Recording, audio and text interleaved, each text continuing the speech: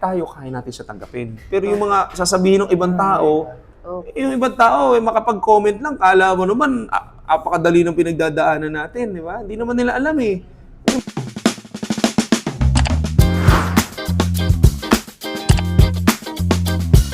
Bakit meron siyang mga movement na medyo kakaiba, right? Tapos meron siyang ganun. Side eye. Inisipan niyo na po ba na baka nakakakita siya ng hindi maganda? Hindi naman. Hindi naman. Okay, good. Buti naman. Ano? Kasi may mga ibang magulang sabi sa akin, papatawas na daw niya eh. Kasi nga daw, palagi nakaganon. Kala mo may nakikita doon. Actually, iba-iba klase ang problema ang meron sila. Merong behavior, may sensory, pwedeng mga life skills at kung ano-ano pa. Pero majority sa mga bata, yung dalawa po ang pinaka-main concern.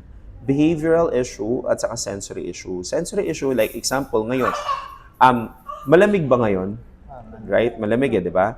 Pero mapapansin mo, si daddy, kaya niya sarili niya, ginagawa niya, kinocross niya yung arms niya. Kayo po, may jacket kayo. Sa kanila, iba yung pagproseso nila ng mga pakiramdam. May mga pagkakataon, di ba? Pagka kunwari, wala kang ginagawa or may iniisip ka, anong ginagawa mo? Tapos wala ka naman, nakaupo ka lang, anong ginagawa mo? Magkukuyakoy ka. Di ba? O kaya parang paglalaroan mo yung ballpen, mga ganon. O kaya magne-nail biting ka. Kasi yun yung natural tendency ng katawan mo. Kasi may sinisiksang sensation.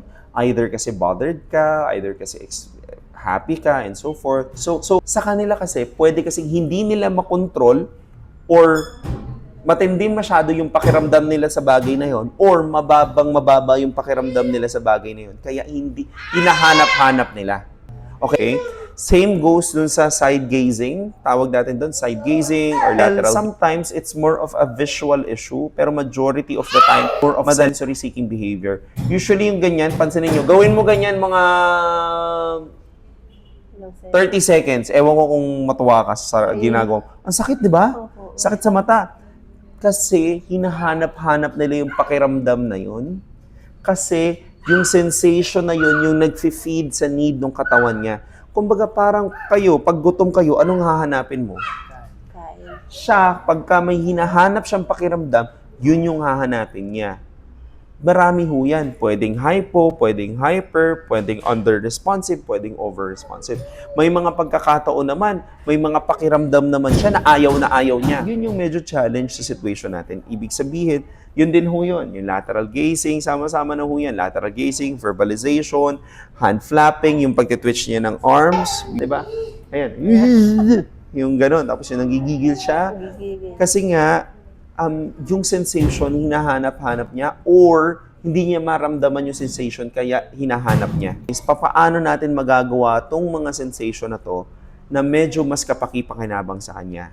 O paano natin siya mas matuturuan para mas ma-regulate niya yung sarili niya? O anak, o sige, pwede natin turuan na ilo-lotion mo siya, may ima-massage mo siya, and so forth. And syempre, unang part pa lang yun kasi ang next part mo, yung concern nyo, paano mo siya tuturuan magsalita, paano siya, medyo malawak ho siya, marami ho kayong kailangan matutunan. Kumbaga, worth it yung mga matututunan nyo. So, usually, yun po yung ginagawa natin sa intervention. I-identify natin ano yung mga kailangan niya, ano yung mga dapat natin ginagawa, tapos paano natin ituturo sa kanya. Challenging lang siya kasi syempre, i-figure out natin. Kumbaga, hindi niya kasi masasabi, ayoko nga nung ganyang pakiramdam. Hindi ko nga maramdaman yan. Naiinis nga ako pagka ganyan ng tunog. Hindi niya kasi masasabi yun eh. Magbabase ka lang doon sa mga reaction niya. Ganun, again, at the bottom line of things, at least sa part ho natin, meron na tayong ginagawa. Sa ngayon, actually, mahirap mahanap ang gusto niya. Right? Iba-iba eh. Tama ba? Walang isa. Wala. Siguro after 3 minutes, wala nga eh. Wala nga minuto eh. After 10 seconds nito, look oh. Dam. Wow! Wow! Ayan. So, tulad nito. Di ba hindi siya tumitingin? Tama, di ba? Panoorin niyo to, ha?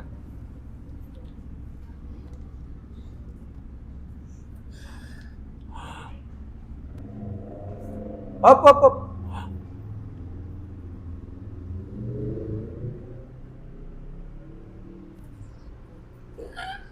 Nakita niyo po yung eye contact niya. Technically, hindi naman siya nakatingin sa akin eh. Saba. Diba?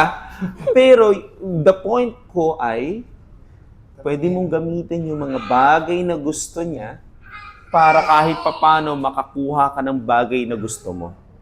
Yun lang. Yun, dun muna kayo mag-umpisa. Ang hirap din talaga. So, dun papasok actually yung intervention, yung mga therapy. Kasi sila kahit papano ang tutulong sa inyo. O, sige, ganito mami, subukan natin ganito. Try mong ganito. Upo ka muna, try mo munang ganito. Subukan mo gamitin yung mga bagay na gusto niya. Yun. Medyo madugo lang kasi sabi ko nga, ang dami mo kailangan matutunan. Saka syempre, hindi naman mura, di ba? Di mo naman pinupulot ang pera, hindi naman kusang dumadating ang pera, pagtatrabahuan mo. Kaya ang akin palagi sinasabi ko is that, kaya kailangan mong sulitin at saka kailangan mong matutunan. Para, di kung kunwari, 2 to 3 times a week lang siya, nagagawa mo rin, di nagte-therapy ka na sa bahay. Kumbaga, pero katulad ngayon, kaya kayo nandito kasi kailangan nyo ng tulong eh. Talagang wala eh. Talagang, paminsan, ito ay, hindi ko po pero paminsan mapapaganon ka na lang. Tutulo na lang luha mo. Kasi hindi mo na alam eh. Anong gagawin mo eh? Hindi mo na alam kung ano ba anak. Pagkalalapit ako, ayaw mo. Opo, hindi namin alam kung anong gagawin. Diba? So, ngayon, yun yung goal natin. Ma-figure out natin paano natin gagawa ng paraan. Tapos, maturuan natin siya. Kasi pagka hindi natin nagawa yun, hindi natin siya naintindihan, magiging problema yan sa susunod. Bakit? Nasanay siya ganyan eh. Yan, maaapektuhan na kayo. Bakit? Di mo na siya dadalhin sa mall. Di mo na siya madadala kapag ka may get-together kayo ng mga kamag-anakan mo. Kasi, syempre, di mo naman, tayo kaya natin siya tanggapin. Pero yung mga sasabihin ng ibang tao, yung ibang tao, makapag-comment lang, kala mo naman, apakadali ng pinagdadaanan natin, di ba? Hindi naman nila alam eh. Makapagsabi lang sila. Hindi nga sila nakabili ng gatas ng anak mo, pero kung ano masabi nila. Di ba? Ang point ko, at the end of the day, hindi natin to ginagawa para sa kanila. Ginagawa nyo to para sa kanya. Yun lang. Naiintindihan ko ho yun, at mahirap po talaga. Oo. Pero at least kahit papano, ayoko mangako sa inyo at dahil wala naman akong po pwedeng ipangako, pero at least kahit papano, meron tayong may laban ba kahit papano, may ginawa ka man lang na paraan, hindi yung hinayaan mo lang, di ba? Kaya nga po, Tulad yan, di mo alam bakit niya gusto nakaupo siyang ganyan. Palagi siya nasa taas. Palagi niya ba umakyat? Kasi same thing din. Hinahanap-hanap niya yung pakiramdam na yun. Yung parang kala mo, wala siyang takot sa buhay niya. Isip lang, wala pa silang sense of danger. And tayo, bilang magulang, alarming yun. Kasi nakakatakot yun. Baka mamaya, kunwari, ang bahay niyo nasa 3rd floor. Aba, talaga, sandamakmak na padlock ang gagawin mo. Pero ang point ko yun, kailangan natin siya maintindihan para mas matulungan natin siya. Okay? So,